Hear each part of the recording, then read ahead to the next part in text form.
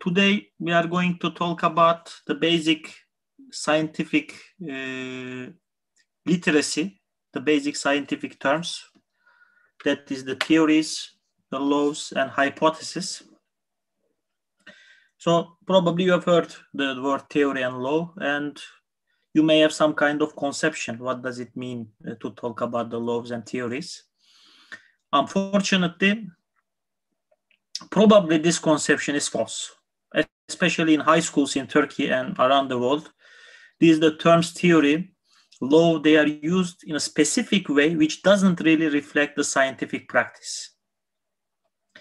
So these terms, they have two different kinds of usages: epistemologically loaded usages and neutral usages. What I mean by epistemologically loaded, many people, when they hear the word law, it means something indisputable. It is certainly true.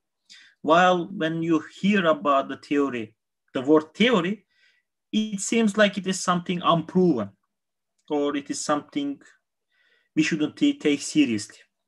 It's very often when I tell something to my friends, some scientific issue, some issue from physics or biology, they ask, is this theory? Is this theoretic? So when you say something is theoretic, or when you say something is theory, it seems to be implying that what you are talking about is not really something well established. Unfortunately, this understanding is not true. Theories and laws, and there is another idea that basically we start with hypothesis, we test the hypothesis, it becomes theory, and then we continue to test the theory. Eventually, it becomes law. Especially if you are familiar with the debates about the theory of evolution, many people will say it is just a theory. Why it didn't become law? You see, there is some flaw in evolutionary theory. That's why it is not becoming law. Again, this is based on the same mistake, not understanding properly the terms law and theory. Well, in fact, no theory can become law, and no law was theory. They are not entities which you can convert to each other. So in this short lecture, I want to tell you what law is, what theory is, hypothesis, and what is for the truth. If I say a law, does it mean it is something definitely true, something which I cannot dispute? When I say theory, does that mean that it is something which is not well established or which is not experimentally supported? So actually, if you just look at the words, like if you think that theories are not well supported, then what about the germ theory of diseases? What about the theory of relativity? What about quantum theory? You see, the most famous results or most important results in current science, they are called theories rather than laws. We don't call the quantum law, we talk quantum theory. You know now that COVID-19 is a result of SARS-CoV-2 virus, right? We know that the cause of but we don't call it the germ law. We call it the germ theory. So you can see that there are many well-established results which are theories. On the other hand, you may have heard that some laws are false, like Newton's law of gravity. Well, it's a pretty good law, it works well, but it has limitations, especially if you have very big bodies. If you have huge gravity, then at that point, this law breaks down. Or you may have heard in your high school that there's so-called Ohm's law about metals resistance or resistance of objects. Again, this law is not perfect. It doesn't always work. So you see, there are some examples of laws which seems to be at least false or partly false. And you know, there are some pretty well established results like atomic theory or germ theory of diseases, which we think that they are probably right. In fact, not much people will think that it is false, that viruses or bacteria are not causing diseases. They are definitely causing diseases, and it's a germ theory of diseases. So then, why we call some things law, why we call some things theory, and what does this imply for their truth? Let's start with laws. Let's start with explaining what laws are. Well, laws are, and again, there's a cliche. People say science just talks about how things happen, and it doesn't talk about why things happen. This is false. again, this is a false cliche. Science talks about how things work and also why things work the way they do. Of course, this why may have deeper meanings. You may talk philosophically about why, you may have religious reasons why, but definitely science also gives answers to some why questions. And actually that's the real distinction. Laws are interested in how question, theories are interested in why question. So then let's start with the laws. What are laws of nature? Laws of nature are basically entities which describe regularities in nature. Some generalizations we observe in nature, something which is constantly happening for particular objects. These are called laws of nature. For example, law of gravity. Always when I leave the object like this pen, always they fall down. The masses in the universe, they attract each other. It always happens. It repeatedly happens. I observe this. This is always happening. This is an example of law. Law of nature, law of gravity, Newton's law of gravity. Something which is always happening. Or when I take an object and when I heat it, it expands. We have probably know this, that if I take a metal and if I heat it, it will expand, right? It always expands. Whenever I heat a metal, it always expands.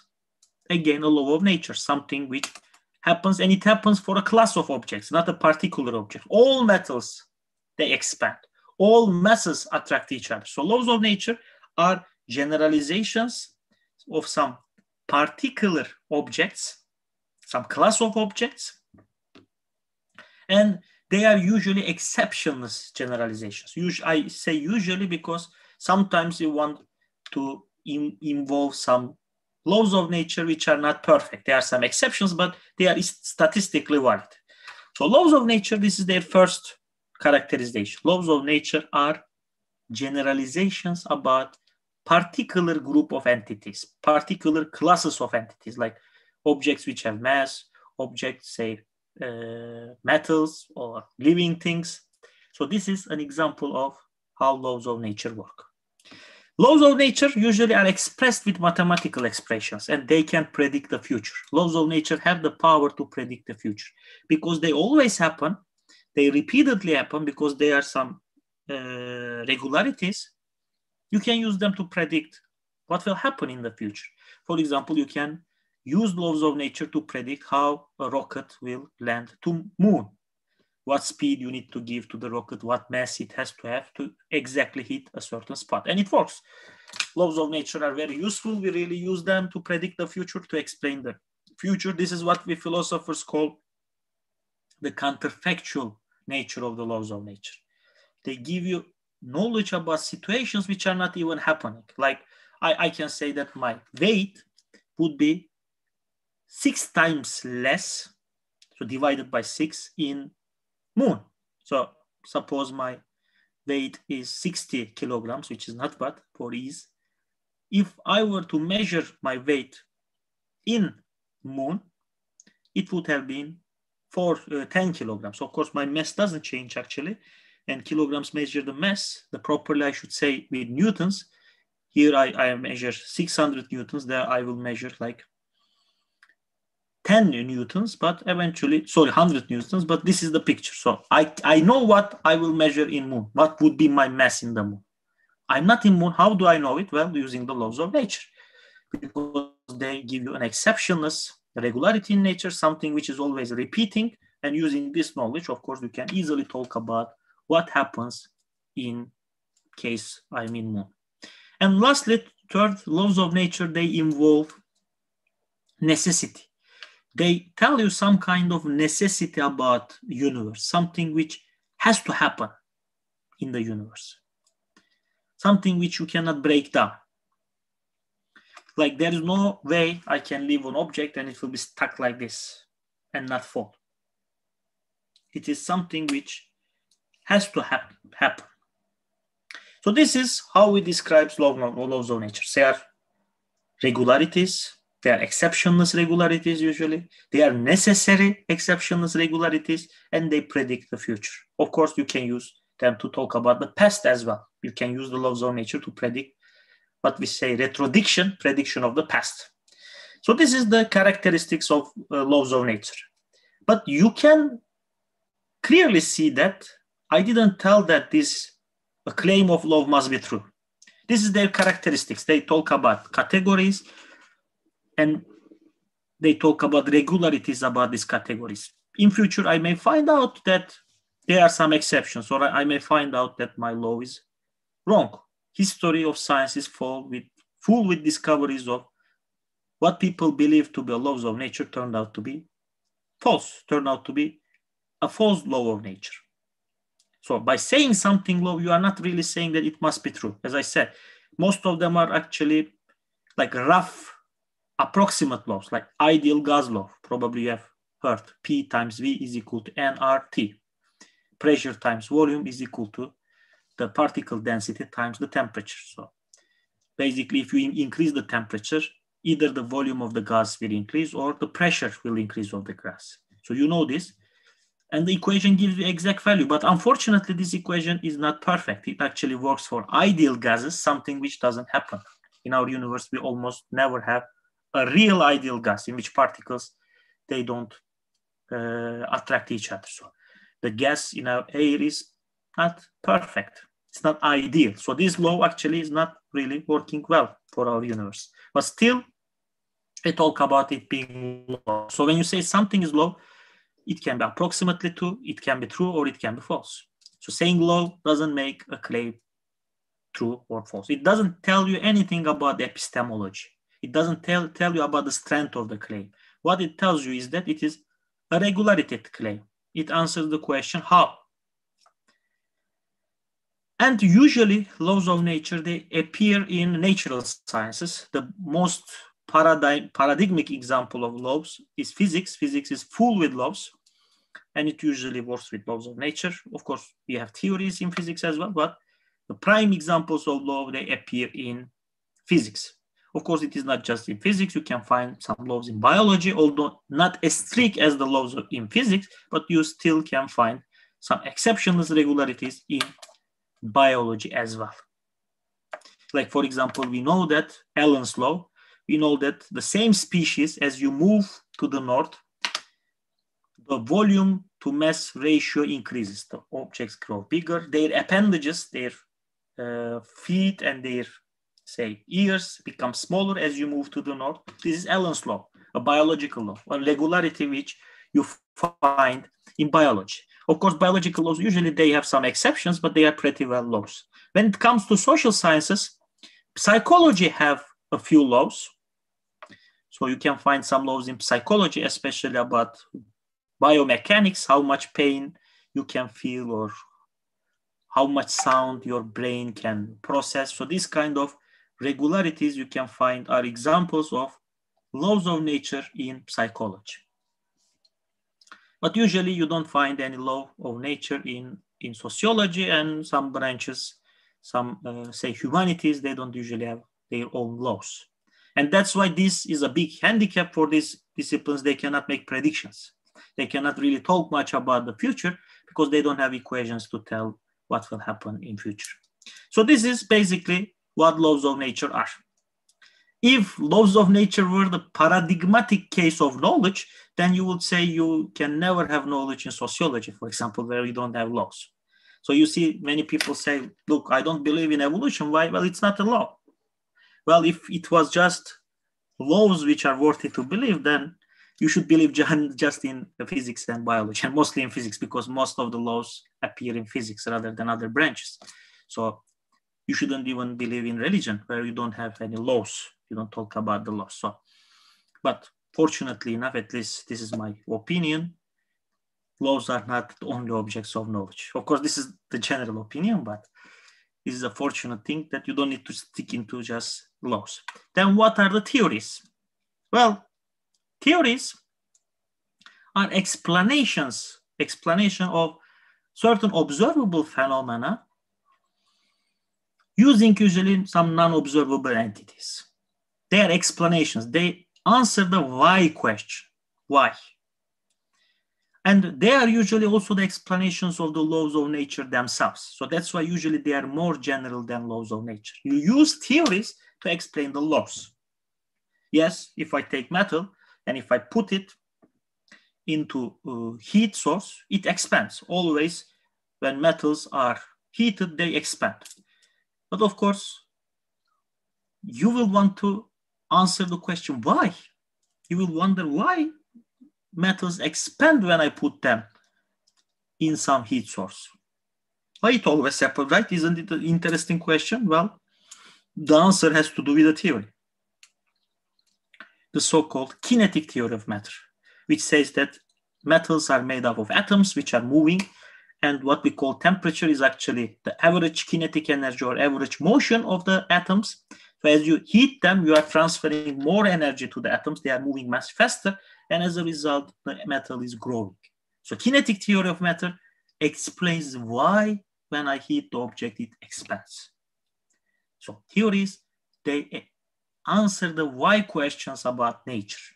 Why metals expand when I heat them.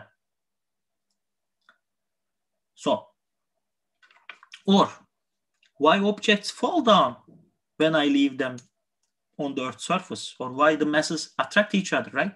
Newton's law of gravity says mass of the objects with mass attract each other. Very fine, nice. But why? Why they attract each other? And general theory of relativity gives you an answer, because mass or energy curves the space-time. Or why it is the case that organisms, they grow bigger in terms of volume and mass ratio as you move to the north. Why they grow bigger? Why their appendages becomes smaller? Why? Why the desert fox has longer ears compared to the Arctic fox? Why the legs of desert horse are longer than the legs of Arctic fox? Yes, this is a law. I observe appendages become slower. This is Allen's law. But why? Theory of evolution has an explanation to this why question. So theories are explanations of the laws, not just the laws, of course, the phenomena we observe in nature. We use theories to explain, to answer the why question in terms when we talk about objects of science, including the social sciences, of course. All what you try to do in psychology or sociology is to come up with an explanation why something is happening. Why certain government collapsed. Why is that, say, Muslim culture values certain thing and doesn't like a certain thing? Why it is the case that currently, say, or in the past, females didn't have enough rights as the males? What's the explanation of this, right? You wonder why. You ask the why question. And the answer is, of course, some kind of theory. So theories are answers to why question. They explain, and they can never become laws of nature. They are explanations of laws of nature. So you can never take and convert theory to law of nature. Neither laws were theories before they became laws. There was no time at which Newton's law of gravity was Newton's theory of gravity. Never. It was always Newton's law of gravity. So this is the first message I want to give you. They are not entities you can transfer to each other. And second message was how to differentiate them. And I said to you that laws of nature can be false, they can be approximately true, or they can be true, depending on which law we are talking about. Then, and of course, how general I put forward the law. You can say that each object with mass attract each other. This is a law of nature. But it's not a specific law of nature because it doesn't answer how they attract each other or how much they attract each other. In fact, physics not only gives you a regularity, it describes it with mathematical equations. It gives you a quantity to measure how much they attract each other. Usually in social sciences, you don't have that kind of power. Usually you don't even have a law of nature, but you don't have this kind of mathematical expression. What about theories? If something is theory, should I say that it is not trustable, or it is false, or it is uncertain? Well, there is a deep issue here, which we discuss in philosophy of science, about the nature of unobservable entities, which are part of the theories. I may dig deeper a little bit, but I'm not going to discuss mostly about that. But theories, by a name, they are not false. By saying something is theory or not certain. By saying theory, you are not saying anything about epistemology. You are not saying how strong a theory is. Similar to laws, you may have a theory which is trusted and which probably will be true and probably never will be falsified. Like I would say kinetic theory of matter is this, like the fact that this cup is made up of atoms, it is a kinetic theory of matter. I don't think that this will be falsified ever. Or the fact that certain diseases are caused by germs, by bacteria or viruses. I don't think that the germ theory of diseases will ever get falsified. So there are some theories which are pretty strong and I would bet my head on them. So when you say it is a theoretic, yes, it is a theoretic, but it is something really, really strong epistemologically. On the other hand, you may have false theories, theories which we were told to be true, but we know that they are false. Like caloric theory of heat, the idea that heat is or temperature is the motion of atoms and heat is a transfer of this motion is called kinetic theory of matter. And the biggest opponent of this theory was the caloric theory of matter, which was saying that heat is, and caloric comes from that, is a fluid which is transferred between the objects. And it could explain some phenomena, but it failed in other respects. And we don't today believe in kinetic theory of, caloric theory of heat or caloric theory of matter. So it is a theory, but it's a false theory. So theory can be false, it can be true. And there are uncertain theories, which we don't have any empirical evidence to say that it is true or false. Like string theory. String theory is description. It's the theory which tries to unify general theory of relativity with special theory of relativity. General theory of relativity with quantum theory.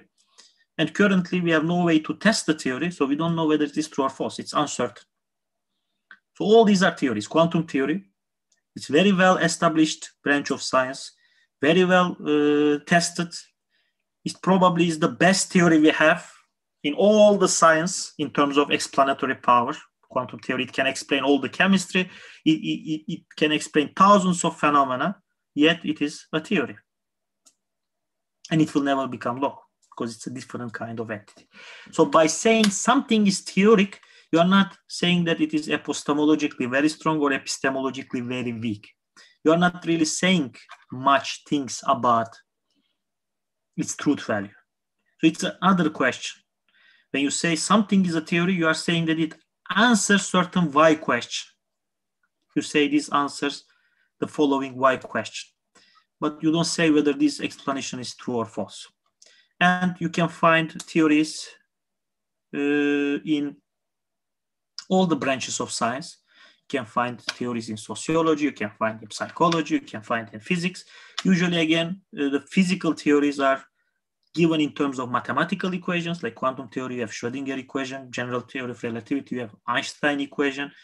So you have mathematical equations, and that's why usually these mathematical equations can be transferred into mathematical laws. You can write them in terms of mathematical laws, but essentially the idea is that they are mathematical, and you can use theories both to explain laws and observable phenomena, but also to make predictions about past and future. When you move to the social sciences, you don't usually have that kind of power. Even in biology, you don't have that kind of power. Again, in geology, you don't have that kind of power. So what you can predict about future is limited, but you can still use the theory to explain certain observations, why it is happening.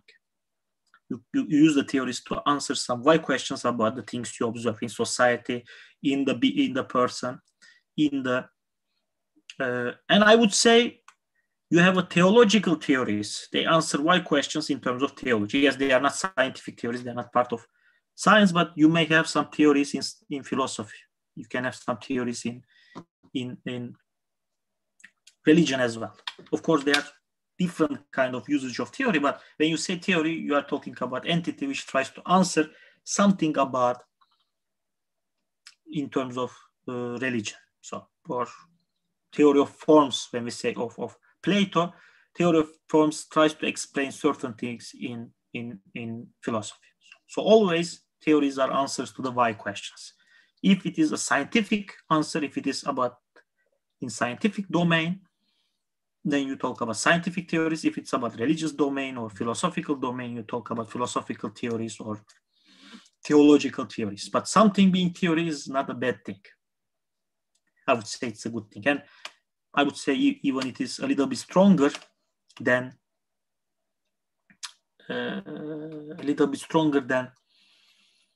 laws, because laws usually they talk about particular thing, but theories can have a huge explanatory power. One theory can explain sometimes 20, 30 laws, even more. Like statistical physics explain all the laws of thermodynamics, all the laws.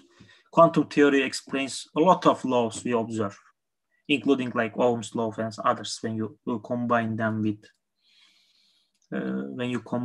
with electromagnetic theories, for example.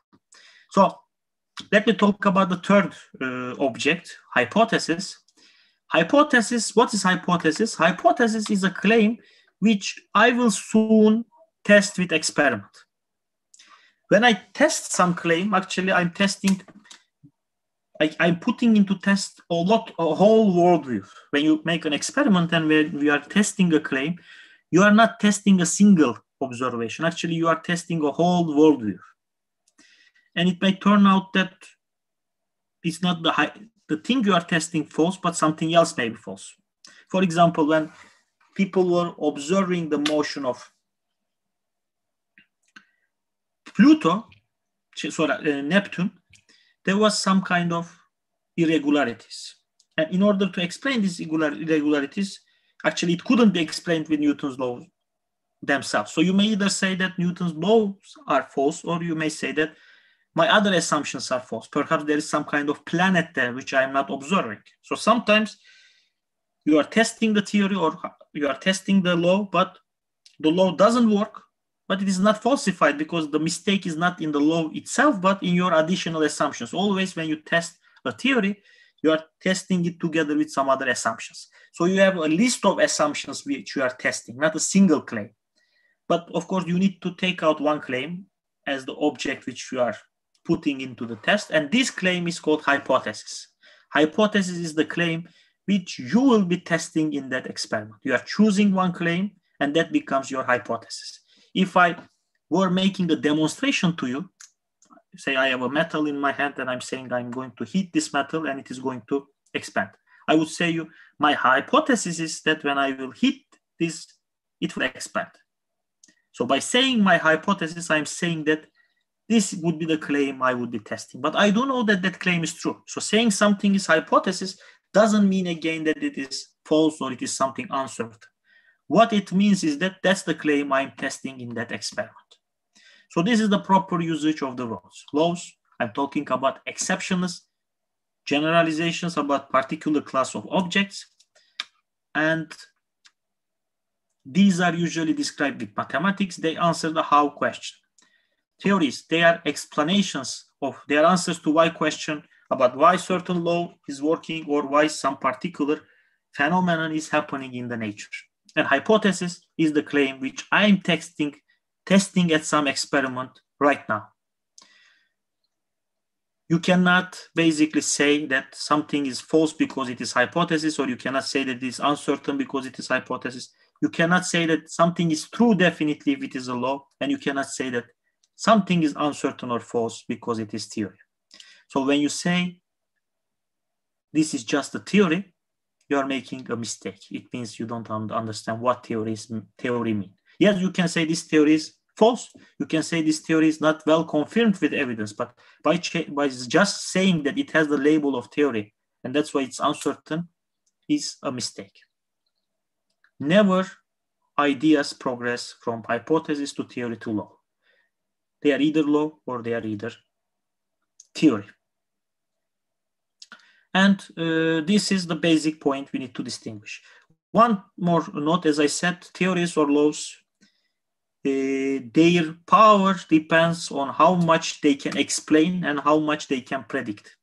If you can explain a lot of things, which is experimentally confirmed, you are talking about well-confirmed theory. And as the list becomes bigger, the theory becomes more trustable. But usually theories talk about unobservable entities, and this is a problem. Like atoms, we cannot observe them. Viruses, we cannot observe them. Of course, what is observation is to be discussed. You cannot observe with your naked eye, but sometimes you can use light microscope or electron microscope or some other more advanced equipment to make these predictions, to make these observations. But usually theories also involve some unobservable entities which are not easy to observe. So this is important side of the theories, and they use these non-observable entities to explain the phenomena, like space-time is curving. I don't see the space-time itself. So, or as I say, atoms. I can use some very sophisticated equipment today to detect atoms.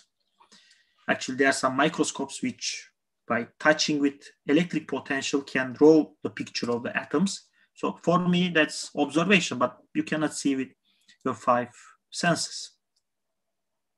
Similarly, even when you talk about things in social sciences, you don't usually see them. Like you may see, say, you are talking about Turkish culture. I see people, like I see particular people, but Turkish culture is not something I can observe directly. I can observe some Turkish people which claim to be Turkish people, like they are Turkish citizens, but Turkish culture is something like unobservable. So usually theories, they involve some unobservable entities. That may be a problem. You may want to debate whether you should accept their existence of unobservable entities or not. This is so-called realism problem in science. They are scientific realists and anti-realists, people who think that you should think that observable entities really exist, or some people think that you should be agnostic.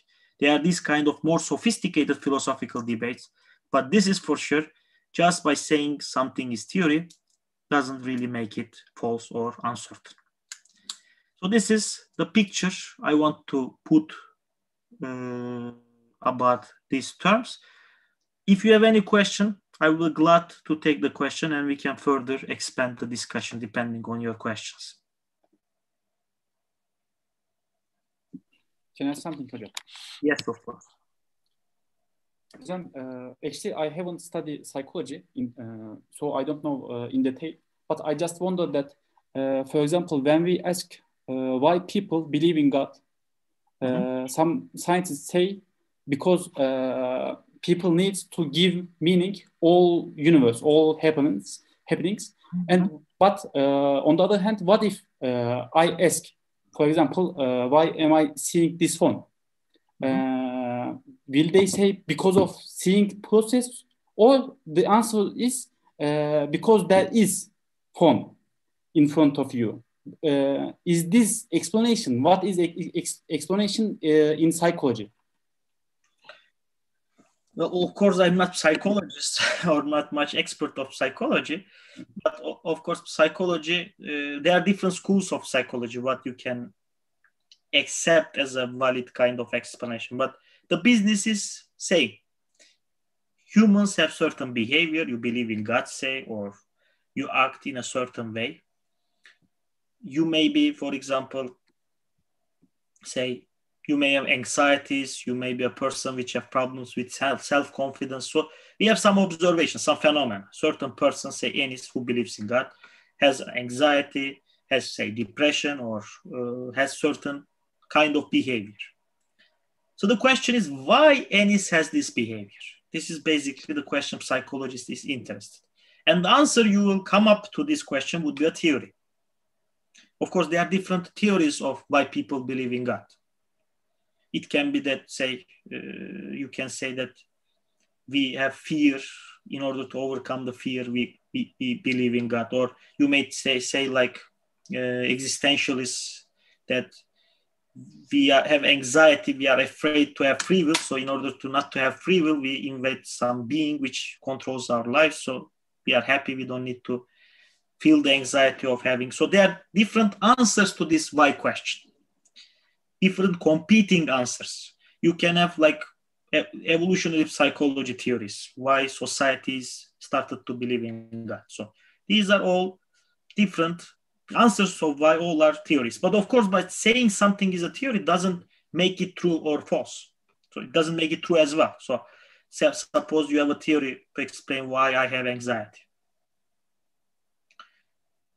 So is this theory true or false? You need to somehow use some experimental evidence to try to answer whether it is true or false. You have to somehow test the claim. And each discipline has their own methodology how to test it.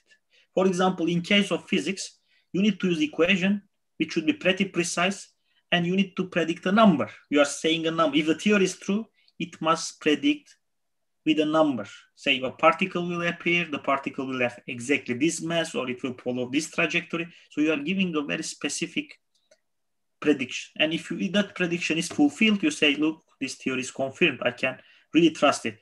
If it is not confirmed, if it contradicts with the experiment, you are saying there must be something, a problem here.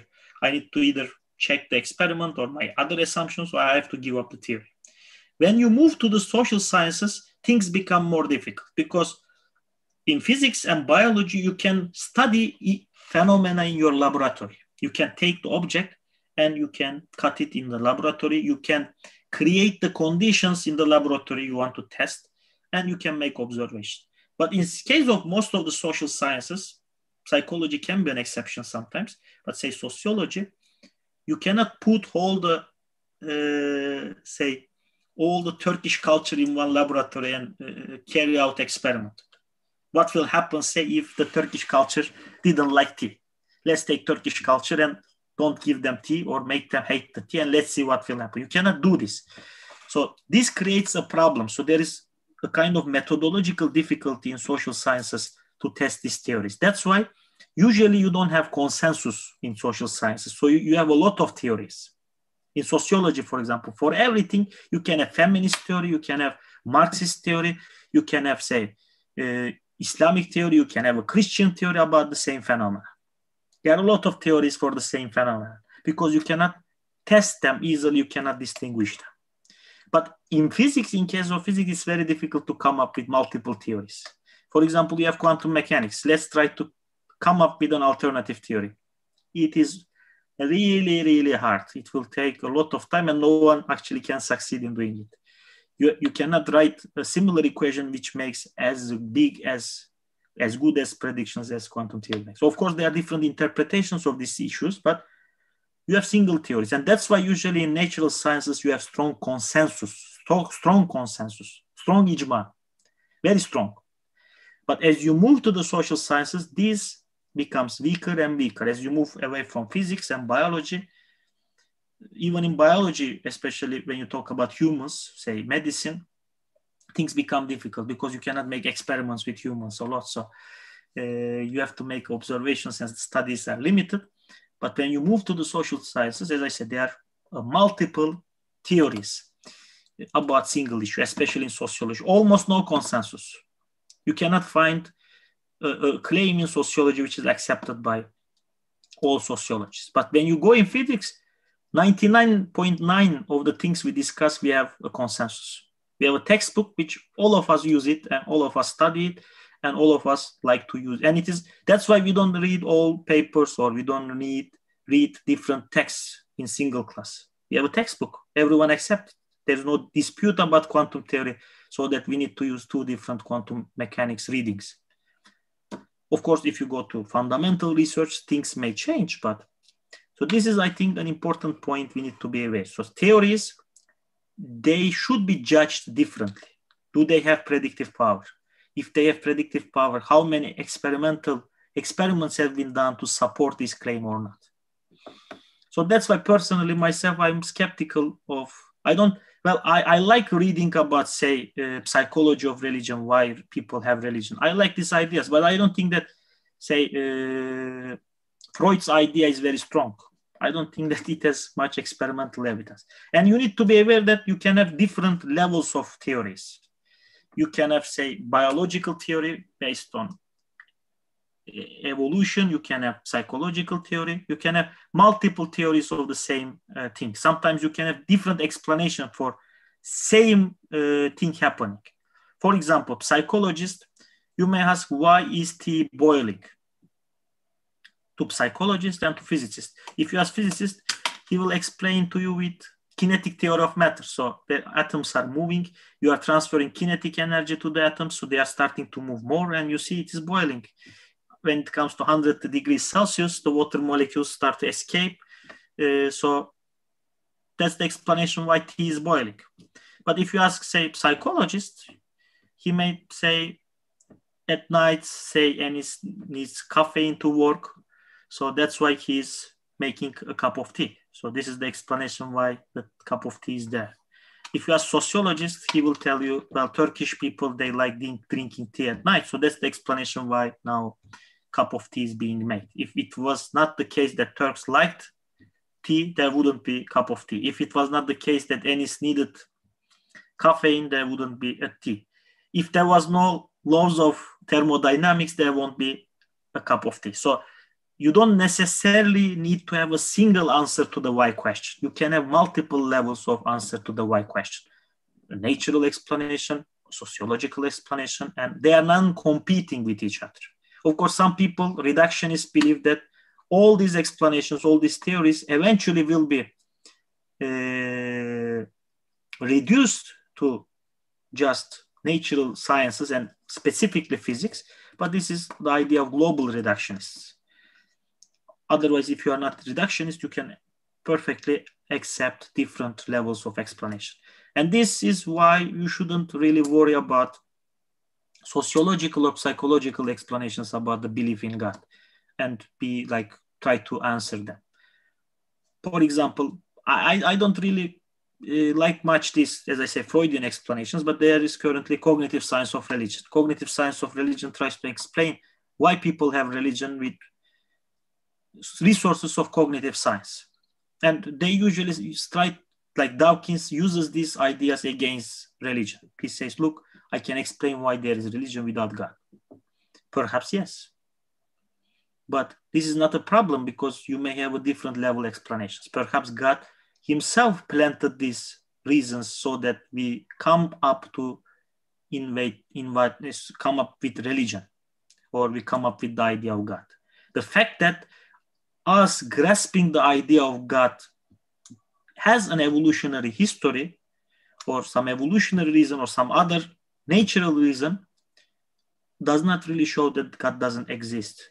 For example, why do I see this pen as the example you see? Well, psychologists can give some explanation, of biologists using evolution or using some other things. Certainly, eyesight give you an advantage to survival. So being able to see objects and getting to know them gives you an advantage, yes. But does this show that there is no pen here? No.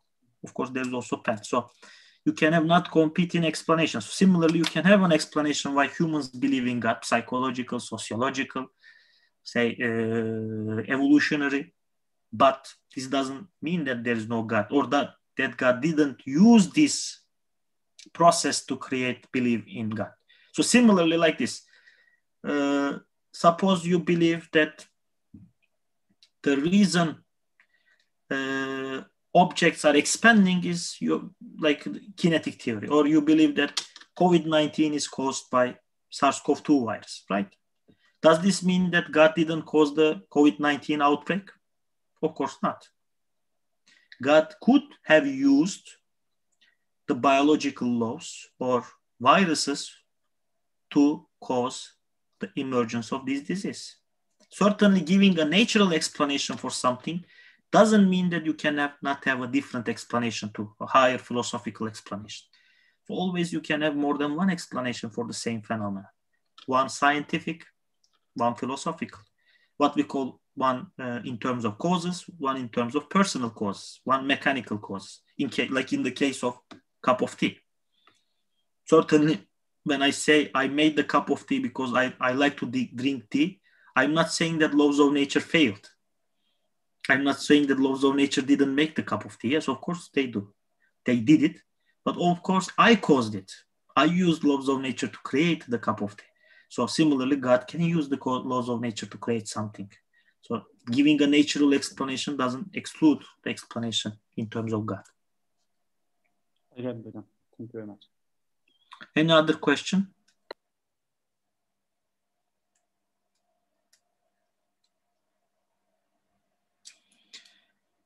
So if you don't have any question, then we can end the session.